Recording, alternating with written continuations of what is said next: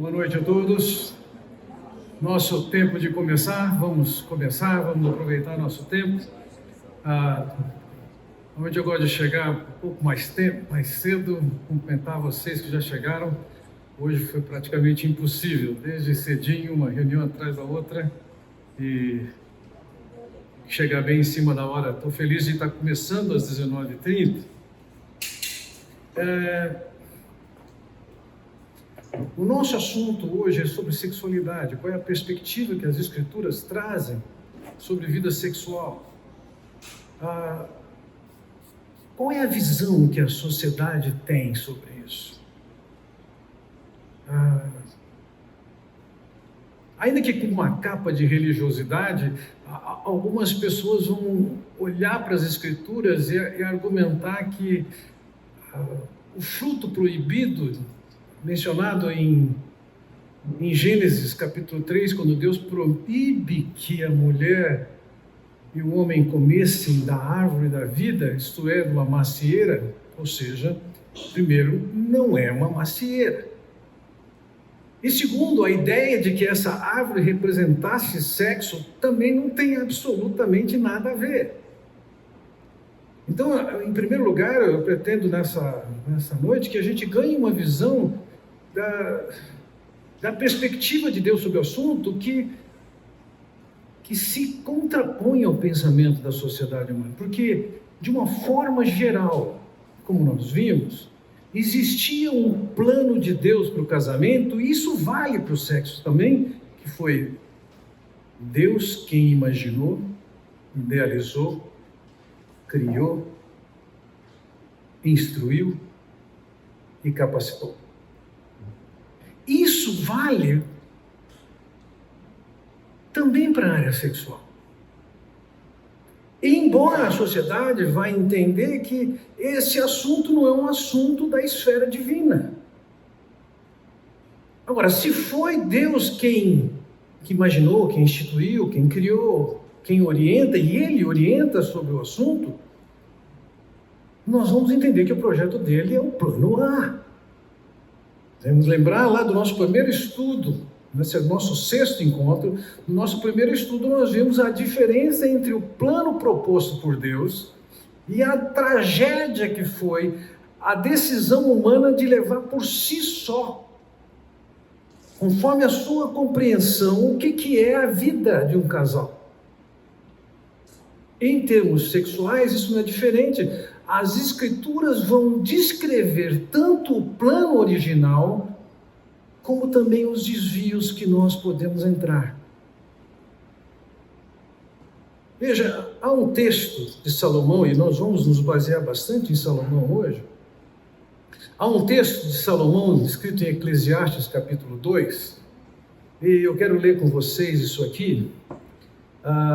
Vejam, Salomão dizendo: amontoei também para mim prata e ouro, e tesouros dos reis e das províncias. Provi-me de cantores e cantoras e das delícias dos filhos dos homens, e de instrumentos de música de toda espécie. Veja como ele descreve o que foi a vida dele: ouro, prata. Peguei isso das províncias que ele conquistou, ele foi um expansionista do seu reino. Ele diz: provi-me de cantores, ou seja, ele não tinha o Spotify, ele mandava o cantor vir cantar dentro de casa. E ele diz ali: e das delícias dos filhos dos homens. Ele está se referindo a mulheres. Nós sabemos pela história que Salomão teve 700 esposas.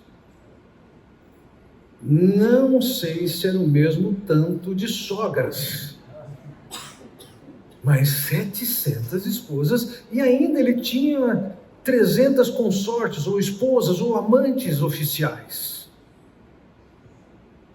É bem verdade que esse tanto de mulheres que ele tinha não era proporcional ao padrão atlético sexual que ele tinha.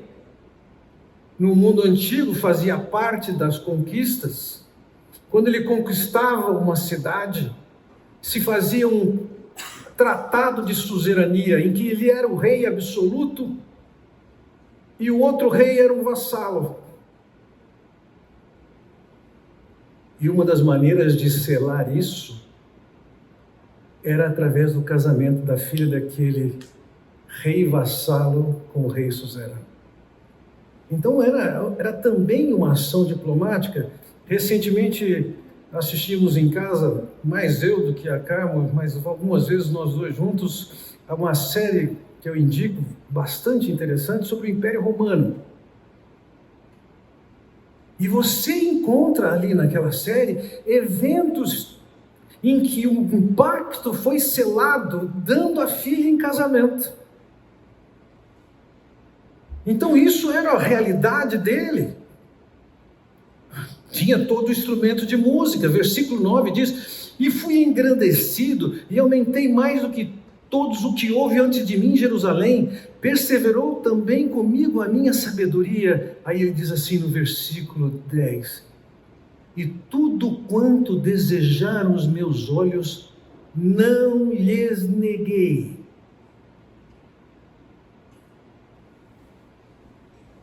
Nem privei o meu coração de alegria alguma, mas o meu coração se alegrou por todo o meu trabalho, e essa foi a minha porção e de todo o meu trabalho. Vejam, esse homem vivia sem limites, inclusive na área de casamentos e de vida sexual. Não teve limitações para ele. E provavelmente isso é o ideal que existe na cabeça das pessoas hoje sobre o que é sexualidade. Sem limites, faz o que quer. Eu já ouvi pessoas falarem para mim: eu não quero correr o risco de me arrepender de não ter feito tudo o que eu queria.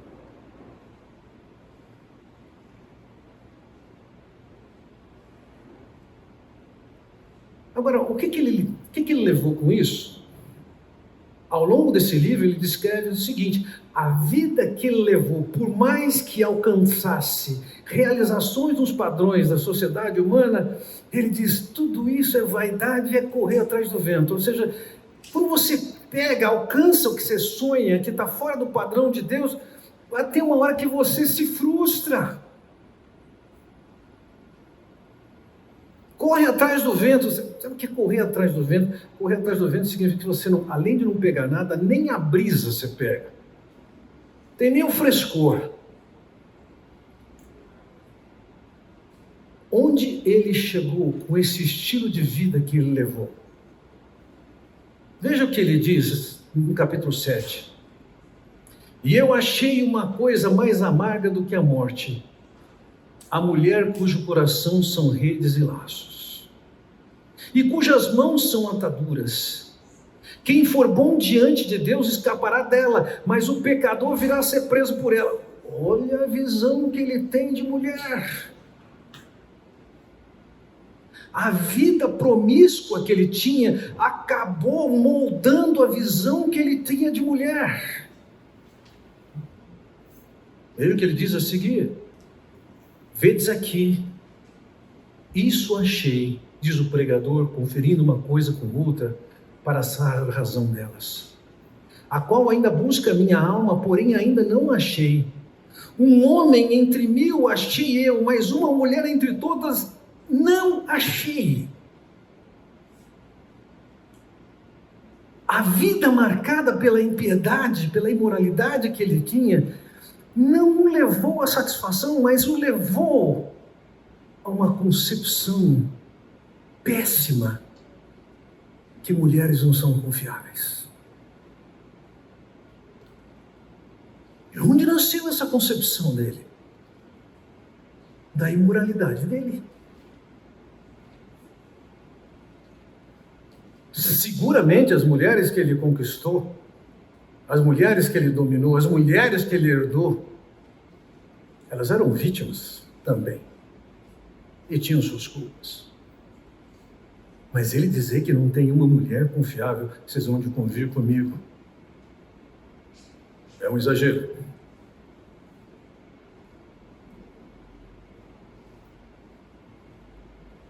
Eis aqui o que tão somente achei, que Deus fez ao homem reto, porém eles buscam muitas astúcias.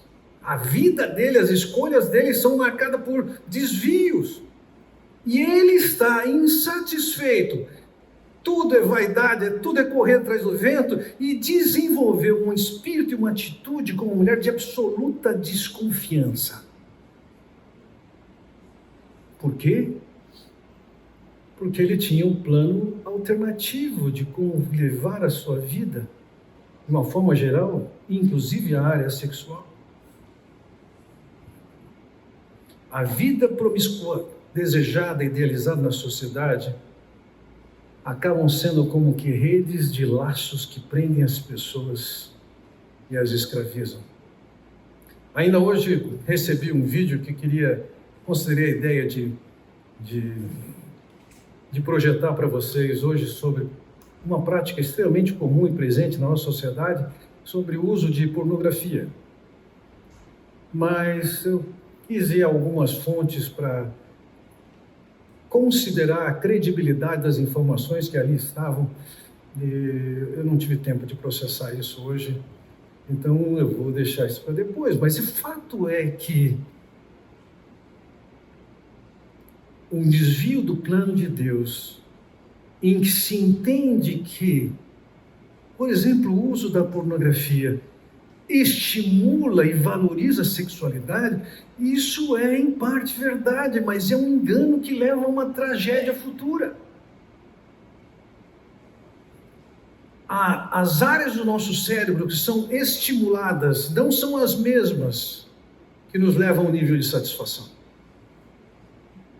O processo que leva entre excitação e satisfação, há uma conexão de redes secundárias em que o processo é lento entre a excitação e a satisfação. Acontece que com a pornografia realmente se consegue turbinar a excitação, mas não se turbina a excitação, a satisfação.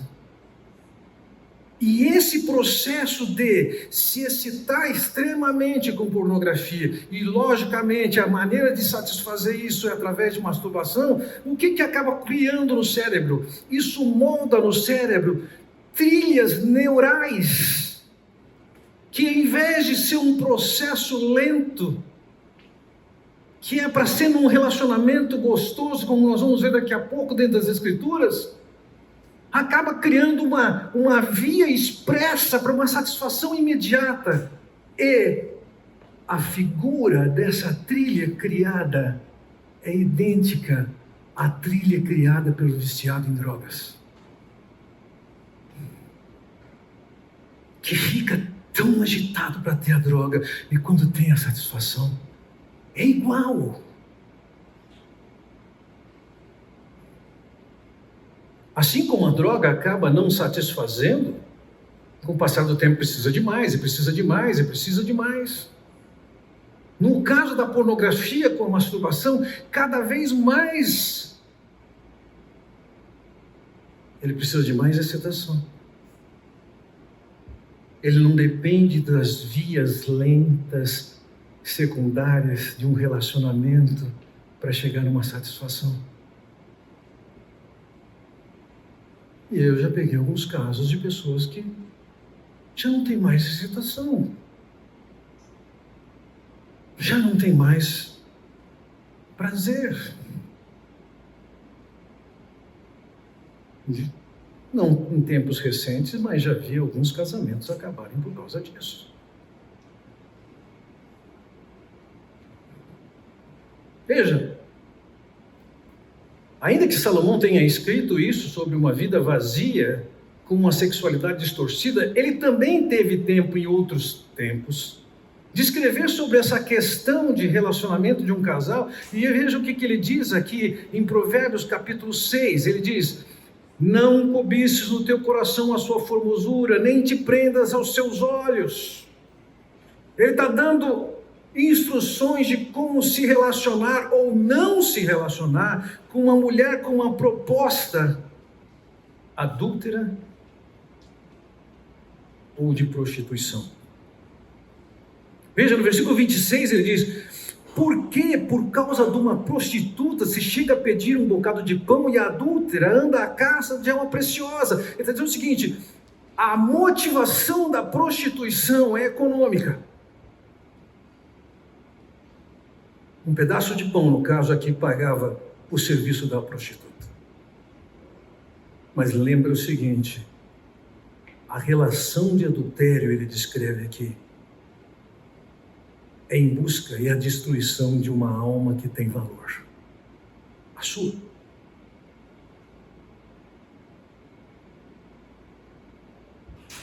Ele diz no versículo 27, porventura tomará alguém fogo no seu seio sem que suas vestes se queimem? Está pensando, você acha que você pode brincar com sexualidade fora do casamento e achar que você não vai ter problema com isso? Você acredita mesmo que pode pôr fogo na sua roupa ou no seu peito sem que você se queime com essa história? Ou andará alguém sobre brasa sem que se queime os seus pés?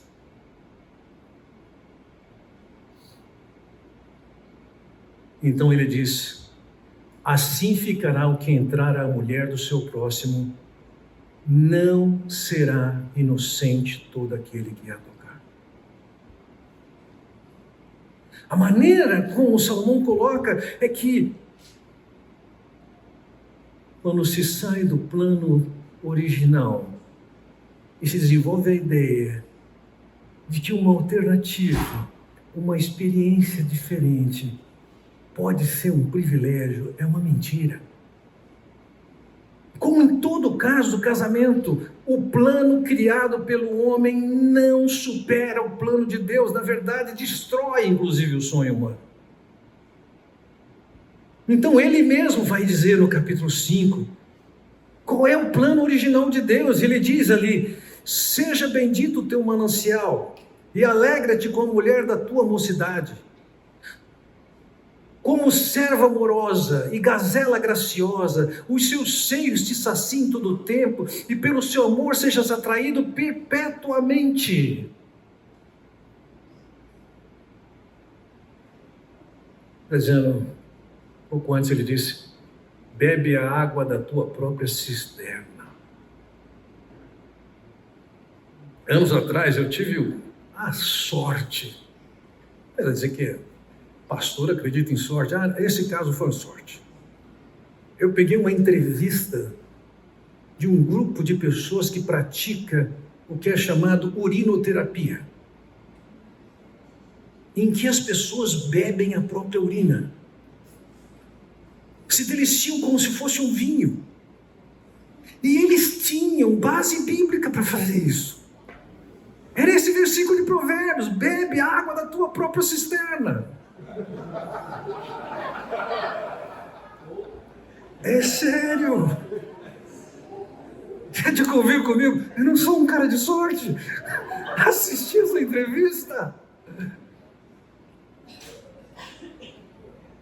Ele está ensinando sobre o relacionamento ideal, com maior potencial que pode existir entre um homem e sua esposa, entre uma mulher e seu marido.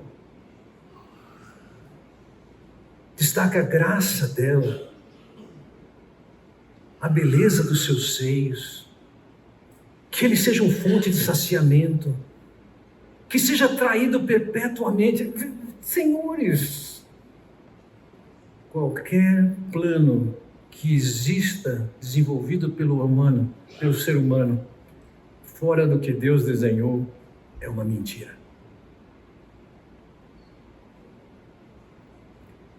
O amor verdadeiro alcança satisfação na entrega e na posse mútua.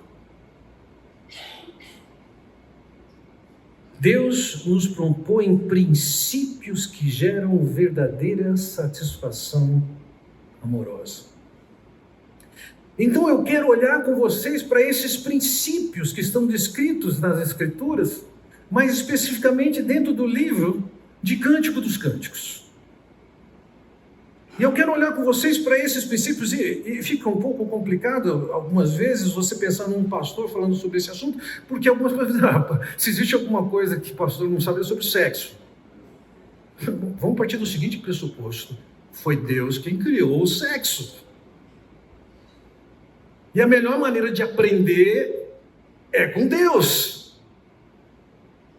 E o papel de todos nós, e exemplarmente para os pastores, espera-se que ele ensine o que as Escrituras ensinam.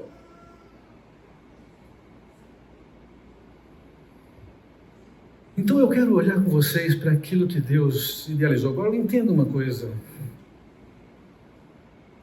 Sem nenhuma exceção, e não vai ser diferente nesse caso, toda vez que eu estou estudando as Escrituras sobre qualquer que seja o assunto, ou qualquer que seja o texto, sempre o padrão e a beleza do que Deus oferece está além, inclusive, da nossa realidade.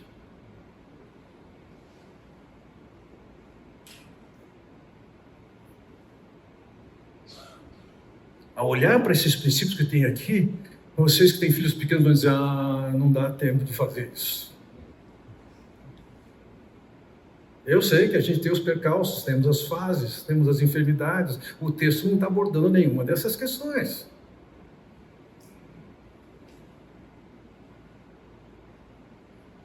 Mas de qualquer maneira tem um norte, tem uma referência.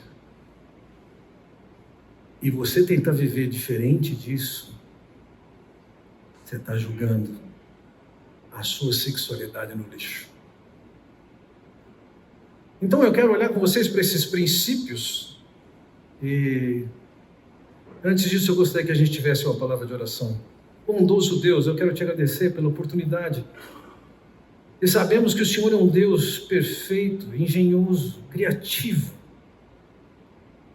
O Senhor quem propôs o casamento tal como ele é, bem como a vida sexual.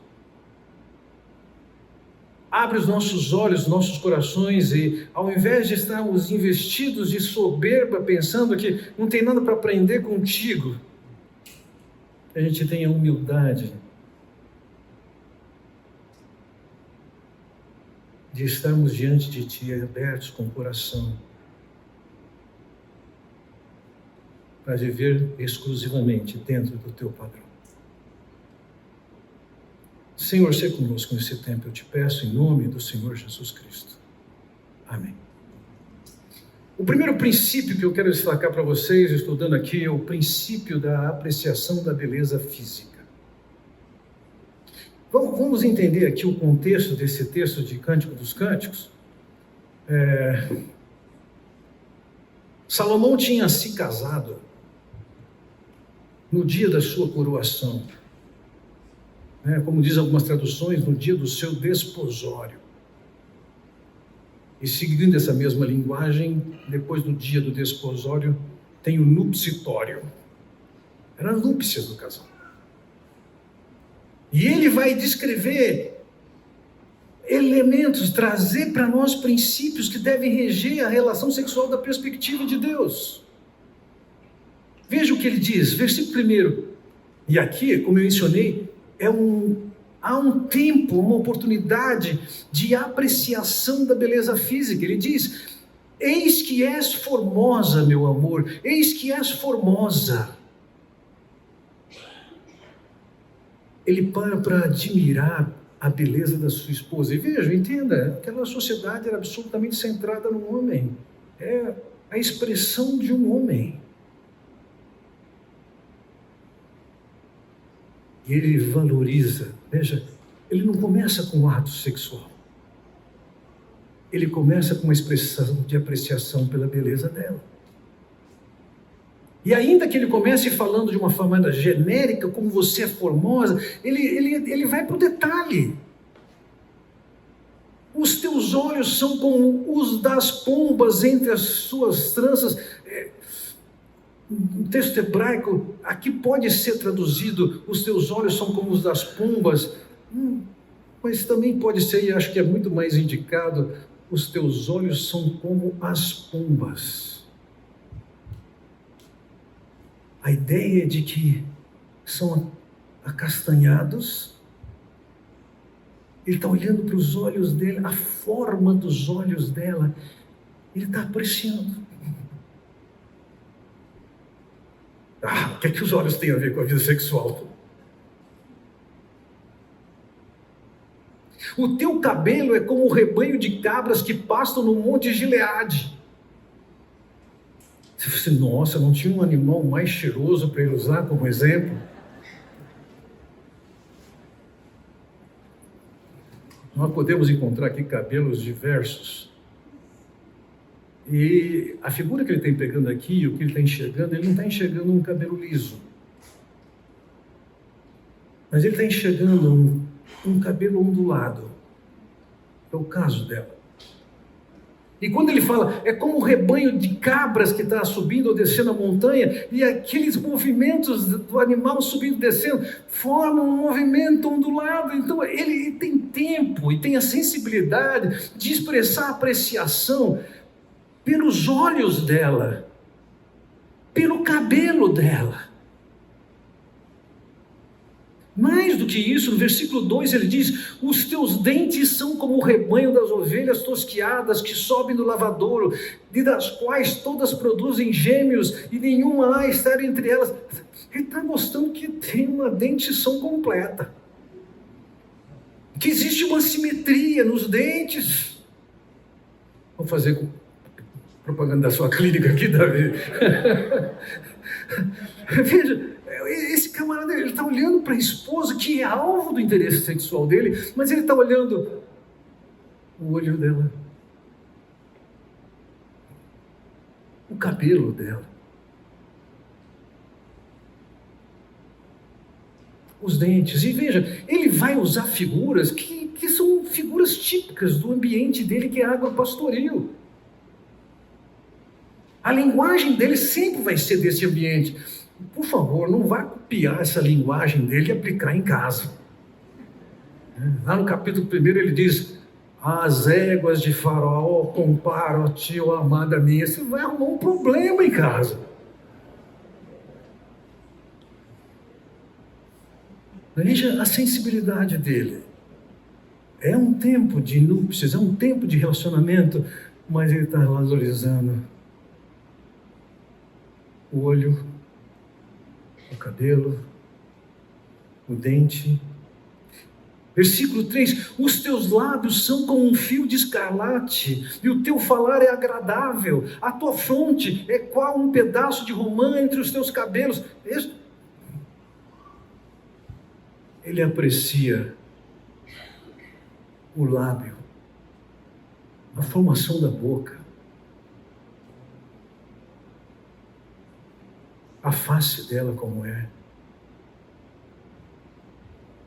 No final de semana passada eu estava pregando em Paulo Afonso, e já que meu caminho é via Recife, nós, Carmen e eu, aproveitamos e fomos até Porto de Galinhas, né? Espero não criar nenhuma inveja de vocês. E algumas vezes, olhando para aquele mar, olhava para aquela formação de músicas, de nuvens, e eu fiquei ali admirando e tentando contar quantas tonalidades de azul diferentes eu podia enxergar naquele céu.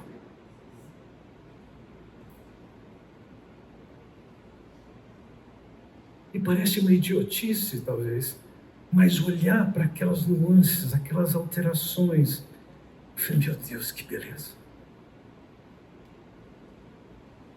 E nesse texto nós vemos essa sensibilidade, ele curtir a beleza das cores, digamos assim, das formas da sua esposa. É o dente, é o cabelo, é a face, é o lábio, é a maneira como ela fala. No versículo seguinte, versículo 4, ele diz, o teu pescoço é como a torre de Davi, edificada para pendurar armas, 1000 escudos pendem dela, todos broquéis de poderosa. Ele está olhando o pescoço dela ornado com o colar ou com os enfeios que ela tem, e ele admira isso. A maneira como ela se embeleza, Ele a valoriza pelas suas escolhas e pela estética que ela emprega nela mesma.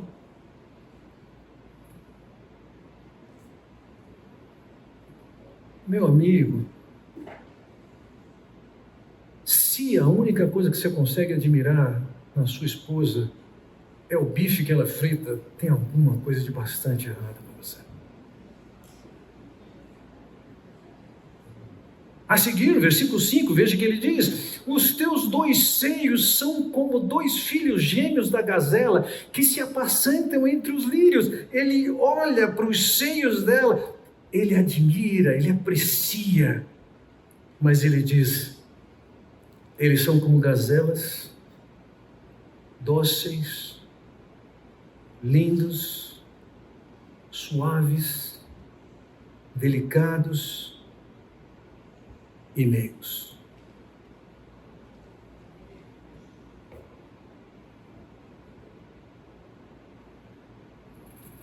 Me diga uma coisa, vocês mulheres. Sendo isso prática do seu marido com você, faz alguma diferença ou faria alguma diferença?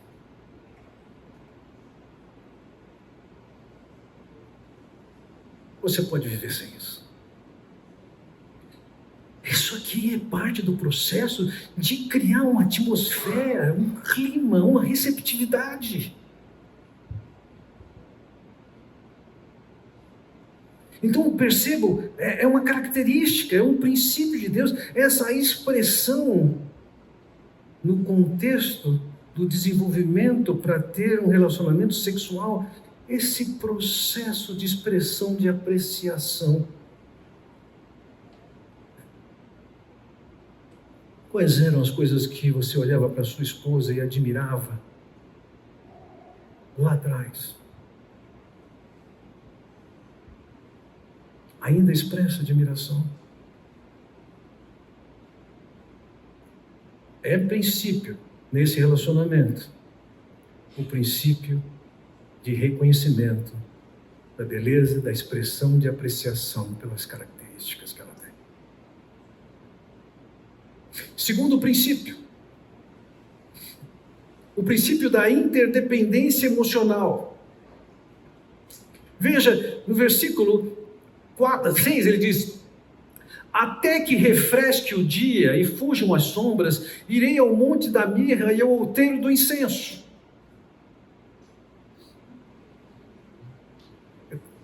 Ele está dizendo o quê? Eu vou chegar antes que o dia refresque. Ele está dizendo o seguinte: eu vou chegar mais cedo.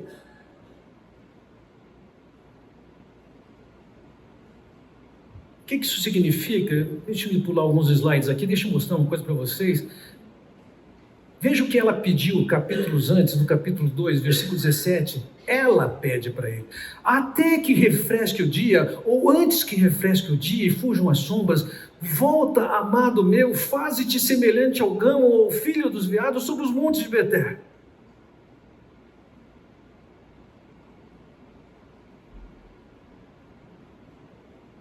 O que é isso? Ela está dizendo: eu quero ter tempo com você. Não vem tarde. Chega mais cedo. Vamos estar juntos. Vamos caminhar. Vamos sentar e vamos tomar um chá. Ela tem essa expectativa de estar junto, desfrutar da companhia e da parceria um do outro. E ele está dizendo aqui no versículo 4, 6, eu vou chegar mais cedo. Eu vou gastar tempo com você. Vamos sentar juntos. Ou vamos fazer uma caminhada juntos. Ou vamos sentar somente para ficar olhando e admirando alguma coisa.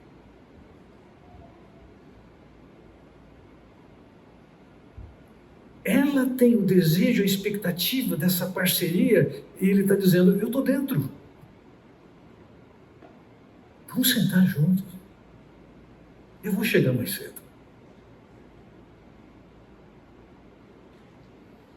Ele diz: tu és toda formosa, meu amor, em ti não há mancha. Ele está expressando a beleza. No versículo seguinte, versículo 8, ele diz: vem comigo do Líbano, a minha esposa, vem comigo do Líbano, olha, desde o cume de Amana, desde o cume de Senir e de Hermon, desde os covis dos leões, desde os montes dos leopardos. Ele está caminhando com ela. Ele está tendo tempo com ela.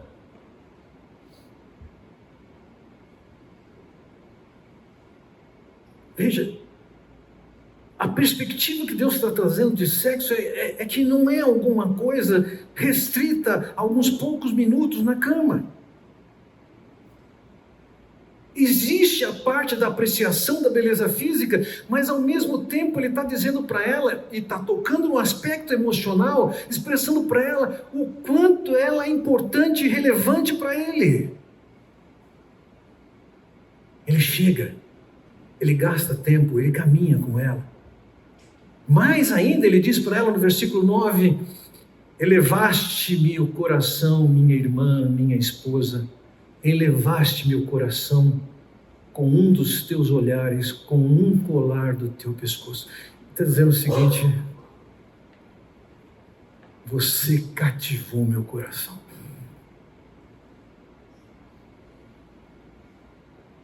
Em outras palavras, ele está dizendo para ela: você é a mais amada. Você me cativou.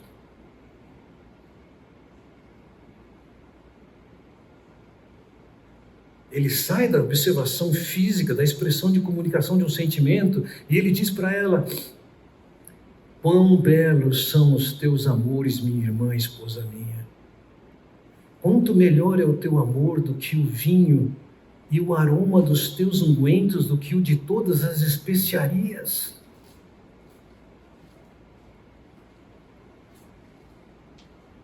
Ele já expressou que ele pode captar com seus olhos as mensagens que o corpo dela, ela traz para ele. E agora ele começa a colocar nessa relação outros sentidos. Ele compara o que ele degusta com ela como o sabor do vinho. O paladar está envolvido. Os aromas.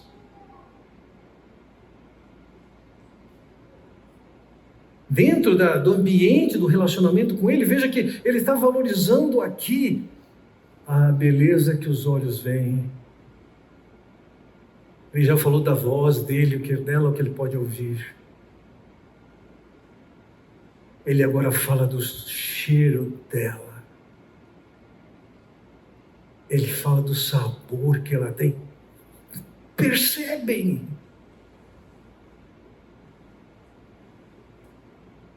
Sexo para ele é muito mais do que matar fome. É degustação. Na nossa sociedade, na culinária recente, se valoriza muito um fenômeno que é chamado a explosão de sabores. Como é que se pode fazer com que você sinta e discirna e curta sabores diferentes na boca?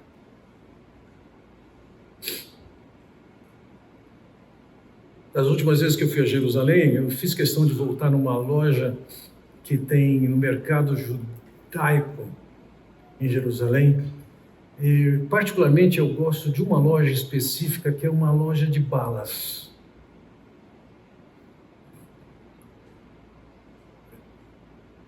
Eu pego algumas para provar e compro muito poucas, mesmo porque elas são muito caras. Mas o interessante é que, ao parar para provar daquelas balas, traz alguma coisa para você provar, e é caro mesmo. Você sente sabores, eu pego sabores que eu falo, o que será que é isso? E trago um pouquinho para mim, para de vez em quando colocar na boca e curtir. O que é isso? O que é aquilo? Não poucas vezes com a Carmen, eu pergunto para ela, o que é isso que tem nessa comida? Que sabor é esse? Agora, veja, na perspectiva do relacionamento dele com ela, ele está refinando a sua capacidade de ver belezas, as tonalidades, os sons que ela emite, a voz que ela fala, o cheiro que ela tem, o sabor que ela tem.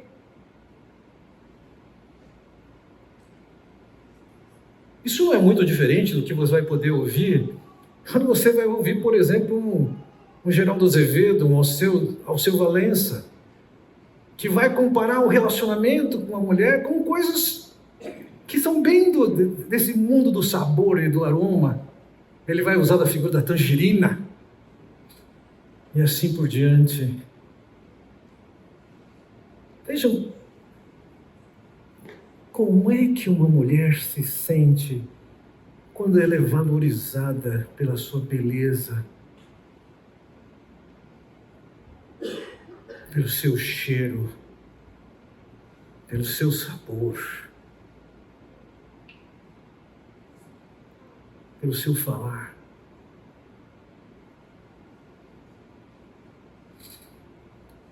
Além de ele estar expressando a sua apreciação pelo aspecto físico, ele está fazendo um tremendo investimento na percepção dessa mulher de quanto ela é valorosa, preciosa, admirada, desejada pelo seu marido.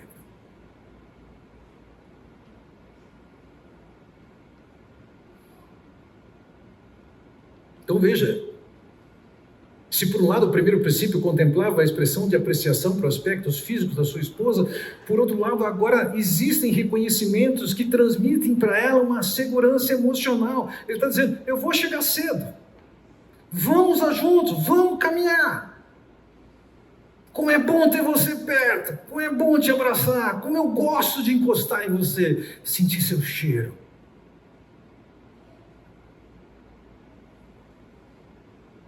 Pode ter um aspecto, nós vamos olhar para isso, de o sexo como uma dívida e uma obrigação, mas entenda uma coisa, é muito mais do que isso. E não é só apreciação pelo clímax, pelo orgasmo, mas apreciação por todo o processo degustativo. Bom, eu acho que vocês querem tomar lanche. Precisamos interromper, eu já passei 3 minutos. Vamos interromper, daqui a 10 minutos eu começo, tendo você chegado ou não. Você que sabe o que você vai perder.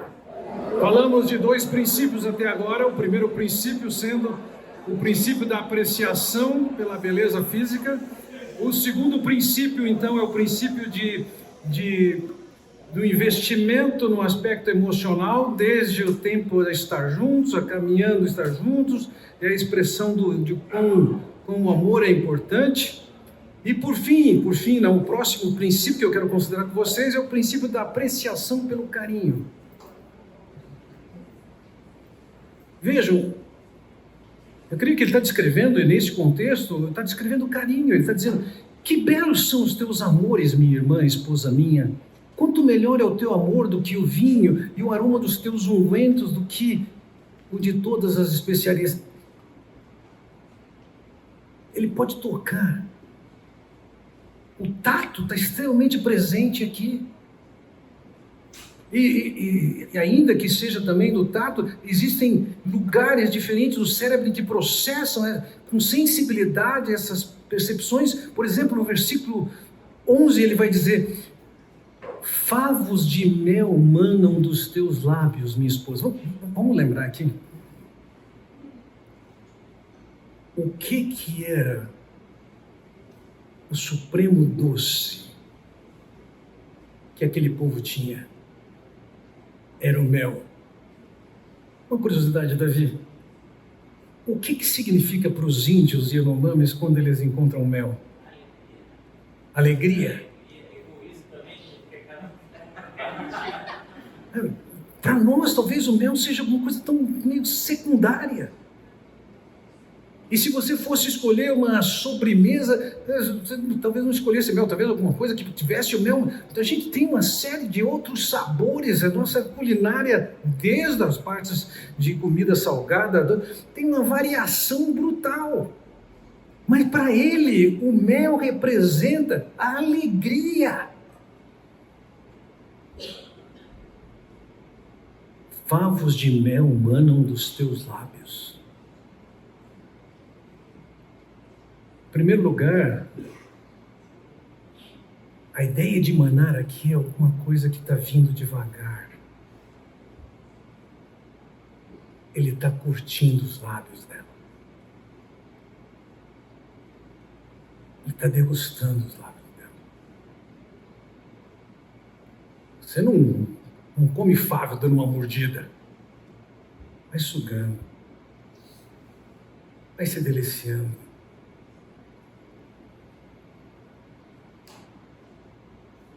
Para ele, a prática desse relacionamento envolve essa expressão de carinho. Ele diz: mel e leite estão debaixo da tua língua. De alguma maneira, em algum lugar, eu fui ensinado que beijo de língua era coisa de francês. Olha, está aqui na Bíblia, muito antes de existir a França.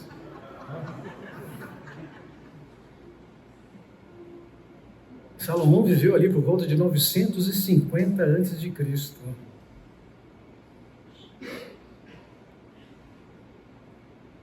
Ele tem tempo degustando, e isso vale o toque,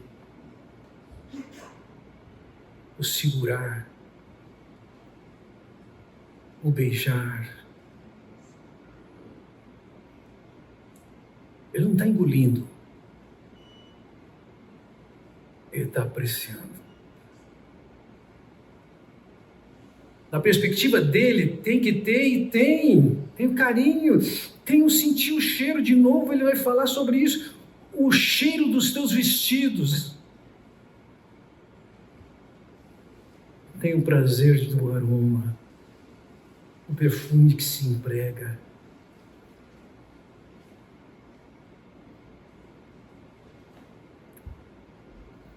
Tem o princípio do reconhecimento das qualidades físicas. Tem o princípio da inspiração, da valorização emocional. Tem o princípio do carinho. Há um teólogo suíço, não mais vivo, que ele tinha a seguinte orientação para os casais em processo de preparação para o casamento, em que ele dizia que depois, quando estavam nas suas núpcias, cada um dos dois tinha que dar tempo ao outro para não somente receber carinho, mas comunicar e expressar o que eu gosto, o que eu não gosto. Que haja uma oportunidade de cada um reconhecer o que o carinho do outro provoca.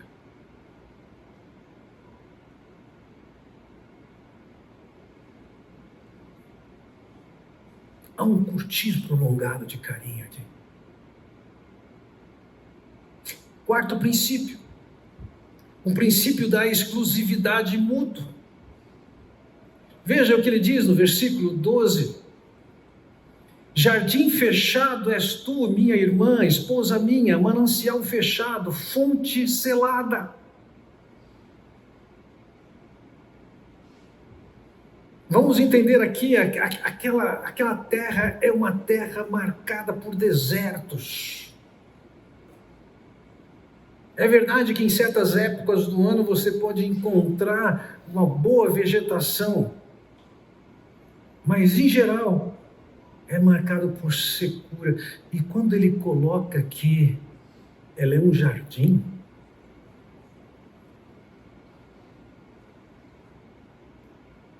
ou quando ele coloca, ela é um manancial, ela é uma fonte. Agora veja, o jardim é fechado, é dele exclusivamente. O manancial é fechado.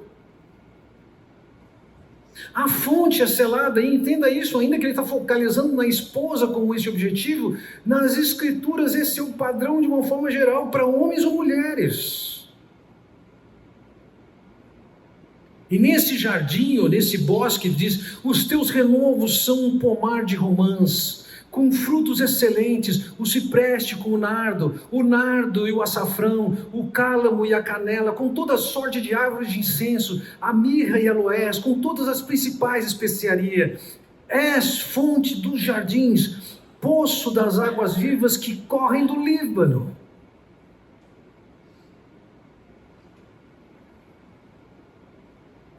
Ele reconhece que ela é a fonte de tudo isso.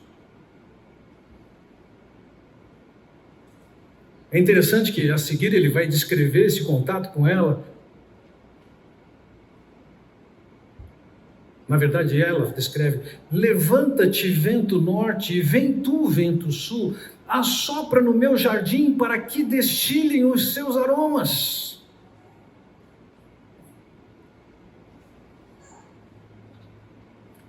Dentro da geografia e do clima de Israel, no norte estava o Hermon, um monte que chega a 3.000 metros de altitude. Sempre o seu cume está com neve. E quando vinha o vento do norte para o sul, isso significava frescor.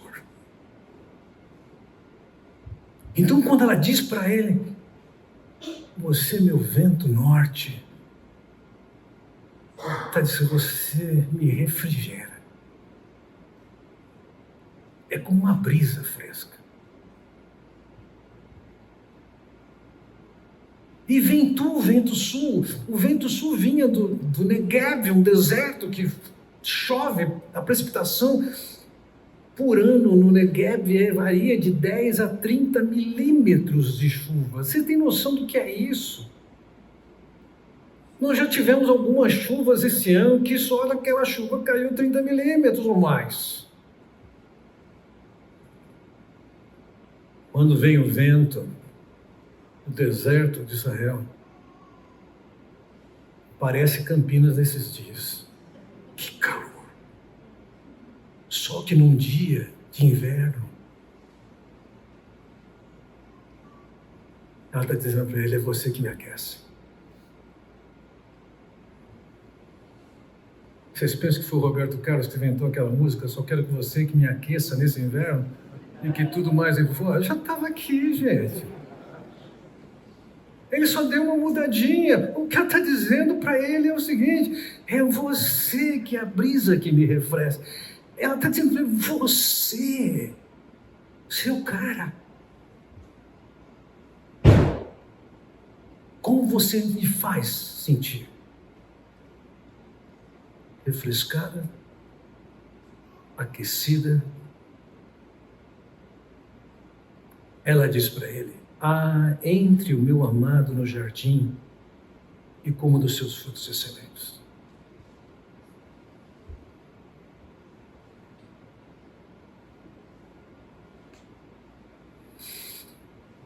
Esse é o jardim dele, fechado, selado.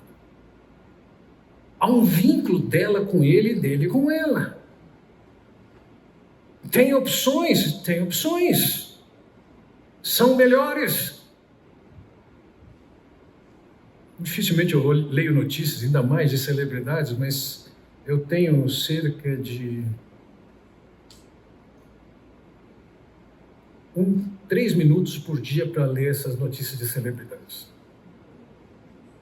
É o tempo que eu desço do meu 12º andar até a garagem e tem lá um monitor e eu dou uma lida nas notícias do que está acontecendo. E hoje tinha uma expressão lá de decepção e frustração daquela modelo brasileira que era casada com um atleta do futebol americano, né? Qual o nome dela? Gisele Bündchen.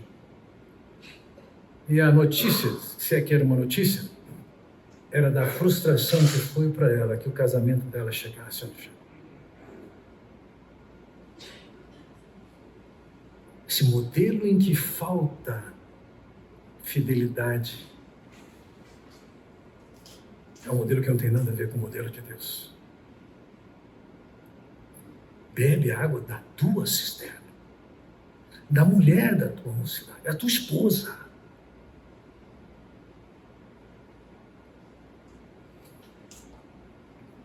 Quinto princípio, princípio da consumação da união.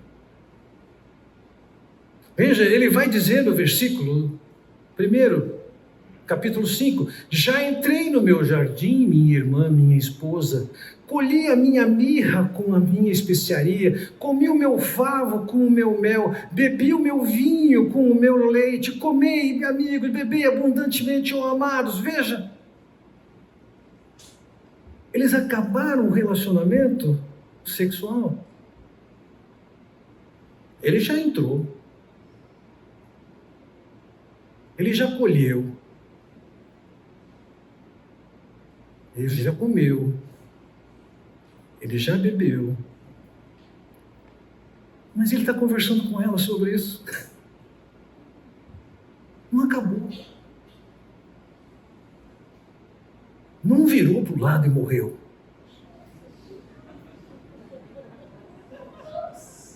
Ainda existe um tempo do casal.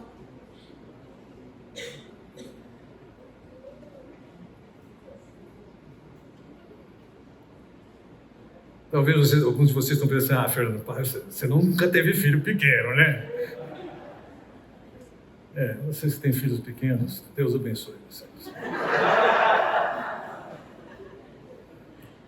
Toda vez que eu olho um casal com filhos pequenos, eu assim, ai Senhor, Deus os abençoe. Ai, que saudade dessa fase. Nenhuma.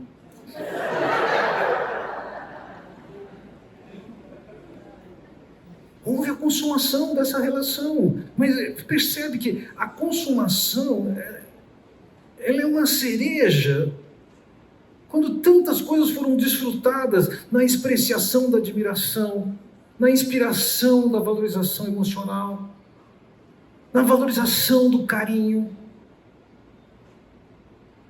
num clima em que existe um compromisso mútuo um com o outro de fidelidade.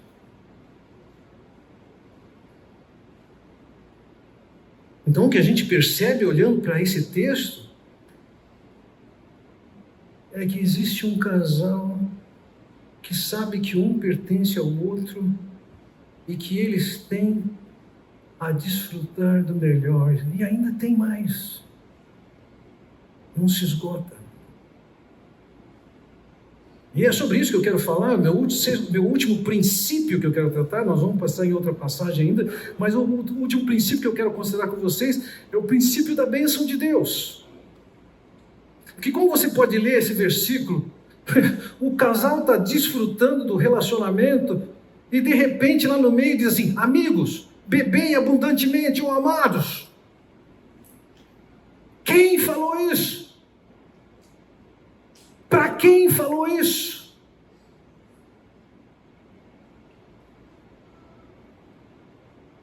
Naquela cama só tem um casal. Não. Naquela cama tem Deus presente. E eu entendo que quem está falando aqui, está falando é Deus. Para quem está falando é para aquele casal. E é Deus falando, amigos, bebei abundantemente. Meus amados, que isso seja uma vida, uma constante na vida de vocês.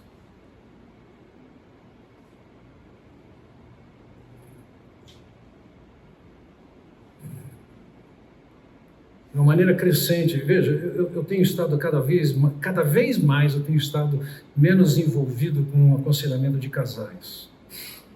Mas me impressiona, toda geração tem suas características, mas me impressionava já há poucos anos atrás a maneira como se reduziu dentro do ambiente conjugal o nível, a frequência de relacionamento sexual. Lembro uma ocasião que às 7 horas da manhã toca meu telefone, tem uma mulher desesperada do outro lado da linha. E ela quer conversar comigo. Eu disse, eu não posso. Eu estava, inclusive, já com alguém que havia chegado em casa para fazer um trabalho, era um sábado. E eu falei, vou atendê-la, mas deixa eu entender qual é essa situação toda aqui em casa, depois a gente marca o horário.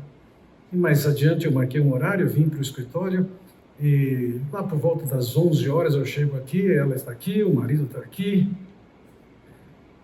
Ela estava extremamente ressentida, magoada, e hoje, olhando para todas as coisas, eu penso, será que ela estava ressentida, magoada, ou aquilo era só teatro? Eu tenho dúvidas. Mas ela estava ressentida, ela expressou sua mágoa, porque ela havia descoberto que o marido tinha sido infiel. Era verdade. Mas depois, com os novos encontros, eu descobri algumas coisas. Por exemplo, que 1 ano antes era ela que havia sido infiel. E, por exemplo, que aquele casal não tinha relações sexuais fazia 3 anos. 3 anos!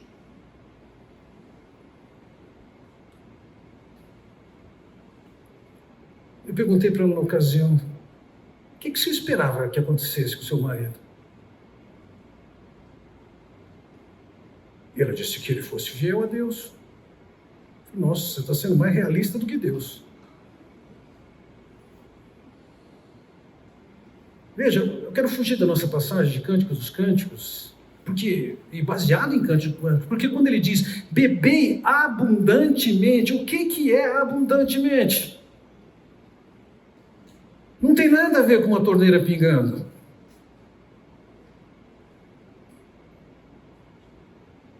Olha o texto de 1 Coríntios capítulo 7. Quanto ao que vocês me escreveram, é bom que o homem não toque a mulher. Por que é bom que o homem não toque a mulher? Não sei. Você sabe qual foi a pergunta que eles fizeram? Tem gente que vai olhar para esse texto e vai dizer, no namoro pode tocar, não vai tocar. Bom, naquele tempo não tinha nem namoro. Talvez a pergunta dele devia ser assim, e o que a gente deve fazer com as mulheres que são leprosas? É bom que não toque. Nós não sabemos qual foi a pergunta, mas respondendo a pergunta dele, ele dá algumas instruções, e aí você pode ter uma ideia de o que havia sido a pergunta. Digo que, por causa da imoralidade, cada homem tem a sua esposa e cada mulher tem o seu próprio marido. O casamento também é uma forma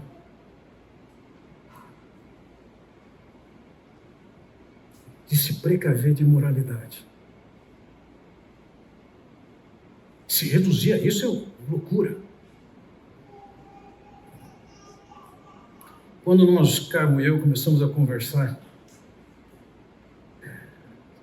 ela sozinha dentro da minha casa, ela sozinha dentro da casa dela, eu combinei com ela, falei, escuta, nesse tempo que a gente está solteiro, não entro na sua casa enquanto não tiver ninguém, nem você entra na minha casa se não tiver ninguém. Na ocasião ela disse para mim, eu não acredito que você não seja capaz de se controlar. Eu sou capaz de me controlar. Eu falei assim, eu tenho outra perspectiva. Eu não confio nem em você e muito menos em mim. Vamos seguir esse padrão aqui. E só bem posteriormente, nós tivemos acesso ao apartamento um do outro. O casamento é uma proteção. Veja, ele vai falar sobre isso aqui também, mas eu não quero me concentrar nisso. Eu quero dizer que o marido conceda à esposa o que lhe é devido. O marido tem uma obrigação, uma dívida com a esposa.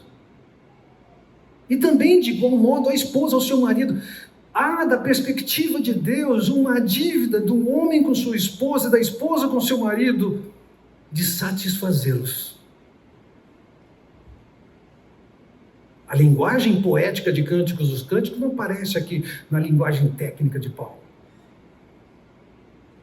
Mas além da poesia de Cânticos dos Cânticos, também tem uma obrigação.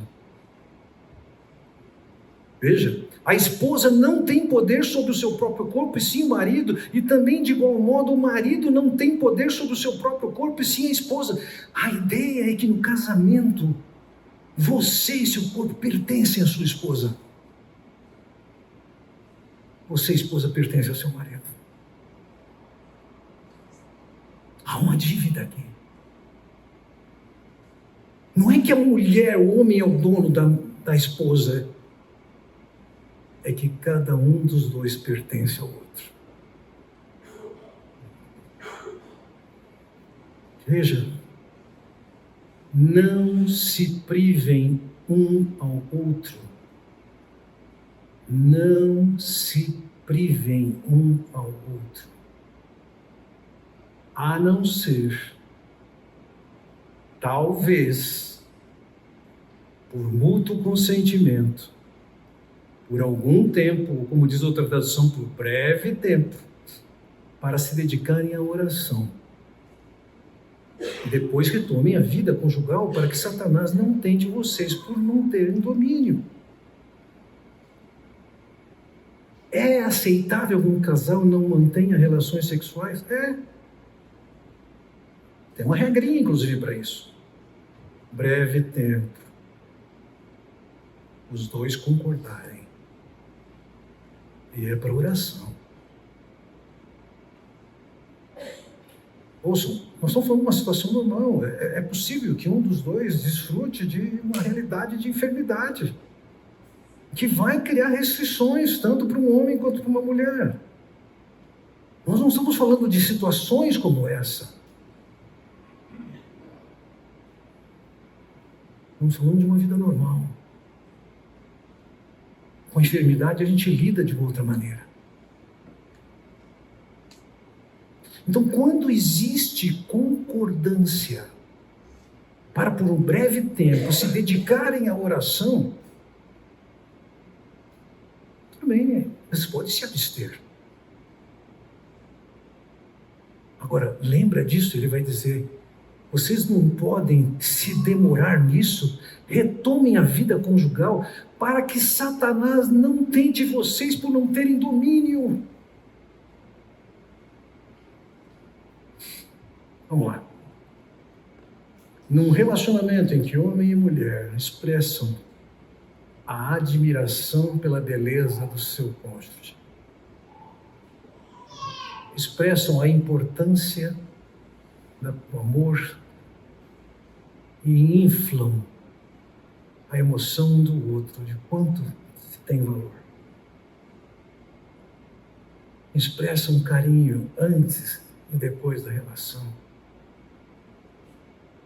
com apreciação de sabores, de aromas,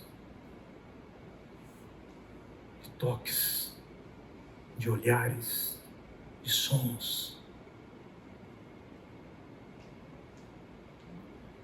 Quando você deixa de conceder essa grandeza, essa beleza, tudo isso no relacionamento, você está deixando o outro vulnerável para alguém que vai se propor a suprir isso. E sabe quem conhece bem isso? Vocês sabem quem conhece bem isso? Quem é? Olha para o texto. O diabo. Essa é uma boa maneira para você dar chance para o diabo deitar e rolar.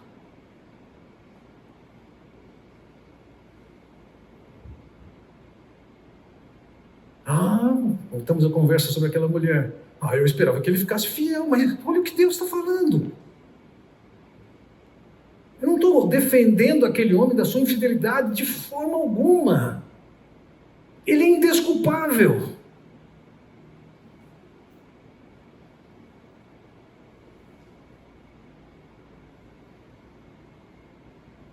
Mas você pode ter sido um instrumento, sendo um instrumento de entregar o outro de bandeja na mão do diabo.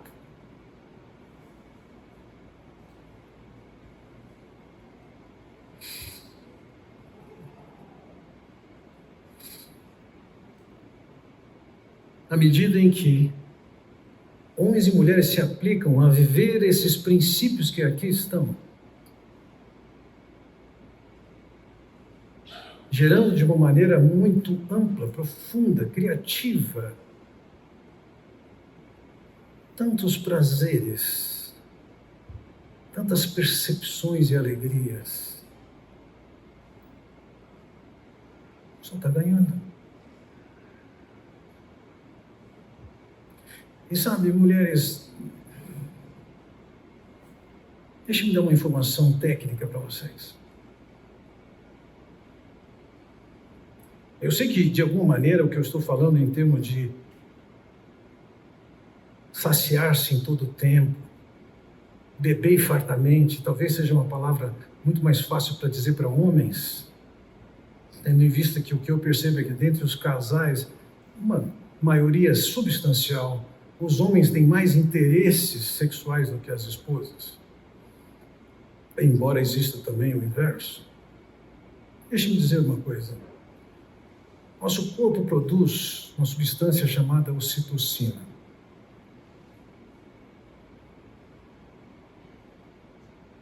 Alguns chamam ocitocina e classificam a ocitocina como o hormônio do amor.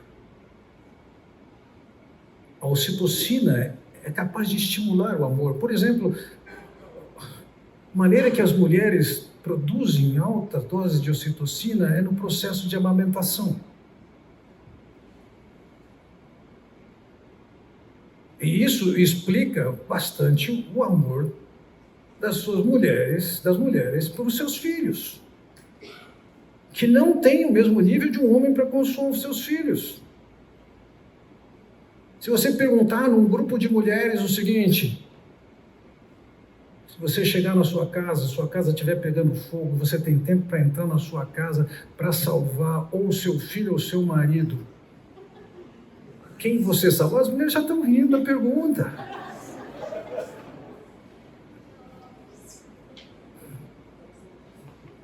O filho ela salva, o marido ela vai ver bem passado.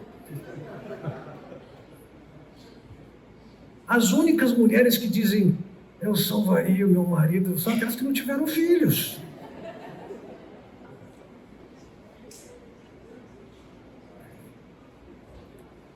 Então a produção de ocitocina, ela gera um amor muito particular.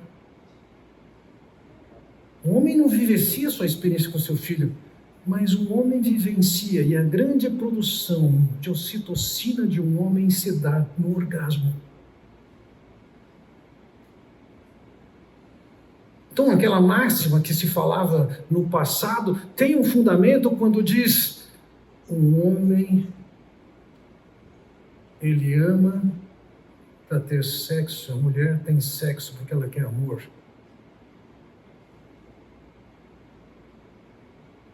Isso funciona. A prática sexual investe, produz, promove o amor do homem pela mulher. E existem casos de mulheres que entenderam isso e resolveram que vão investir no seu casamento, não ignorando a área sexual, mas fazendo dela uma maneira de investir no amor do seu marido por ela. Voltando ao texto de Cântico dos Cânticos, em que ele diz: comei e bebei, amigo, bebei fartamente, ó amados. Da perspectiva de Deus, é para ser vivido com fartura. E lógico, com esses princípios que estão sendo considerados. E essa é a relação ideal de Deus. É claro, à medida em que vocês têm filhos pequenos, com todas as demandas de casa, não estou nem querendo rir, estou falando isso para você. Eu sei que essas possibilidades não são as mesmas do que quando você não tem filhos. Cada fase tem seus desafios. Mas tem coisas que você já pode investir agora. Há uma valorização da beleza, há uma valorização do aroma. Eu acho que eu posso embutir, embora o texto não fale, se há esse reconhecimento de beleza e de aroma, senhores, por implicação podemos dizer que banho também está dentro disso. Se arrumar também está dentro disso. Pentear o cabelo também está dentro disso.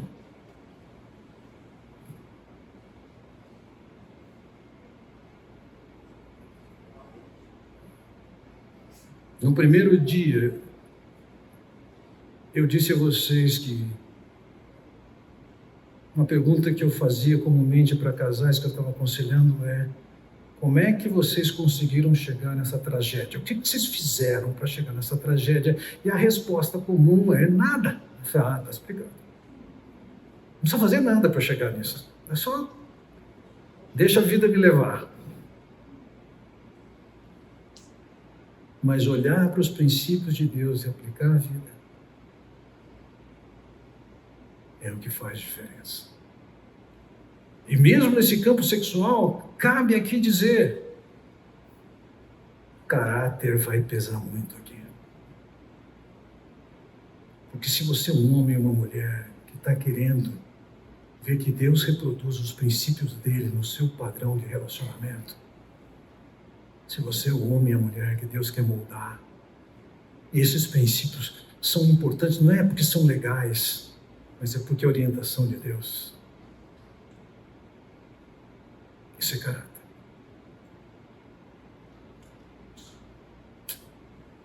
Vamos orar, vamos encerrar esse tempo. Pai Celestial, queremos te agradecer pela oportunidade de olharmos para a tua palavra e aprendermos de ti. Que aquilo que percebemos nela nitidamente é muito melhor e muito superior do que qualquer coisa que o mundo possa oferecer como uma alternativa. Ó Pai bondoso,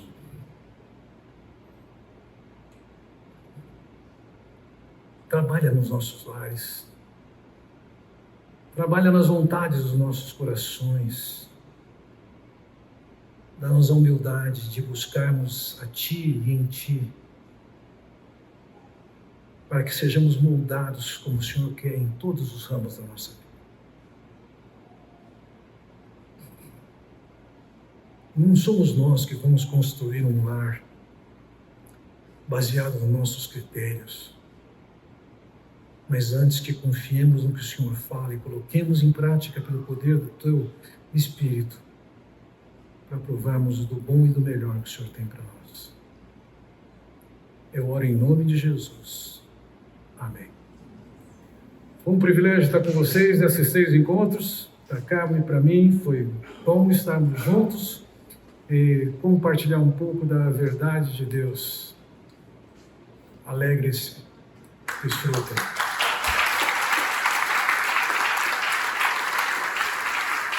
Obrigado.